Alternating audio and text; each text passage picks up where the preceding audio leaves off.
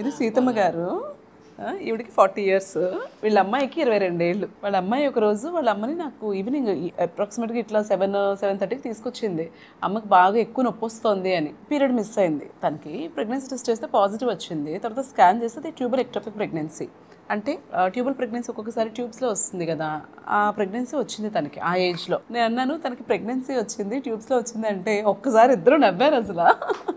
అంత సీరియస్ సిచ్యుయేషన్లో కూడా అది రప్చర్ అయిపోయి బ్లీడింగ్ కూడా చాలా అయిపోయింది లోపల. ఎందుకు చెప్తున్నానంటే వాళ్ళు నువ్వేమనుకున్నారో నేను అలా చెప్పినప్పుడు ఈ వయసులో ఏంటని ఈవిడ, మా అమ్మ ప్రెగ్నెంట్ ఏంటని ఆ అమ్మాయి. బట్ చూస్తే అప్రాక్సిమేట్గా 500 ml ఎంతో బ్లడ్ లాస్ అప్పటికే అయిపోయింది. ఆ తర్వాత సర్జరీ చేసి ట్యూబ్ రిమూవ్ చేశాను. ఇవాళ ఫాలోఅప్కి వచ్చారు వాళ్ళు. సో అందుకు చెప్తున్నాను, ట్యూబెక్టమీ అయిన తర్వాత కూడా ఎక్టోపిక్ ప్రెగ్నెన్సీ వచ్చే రిస్క్ ఉంటుంది.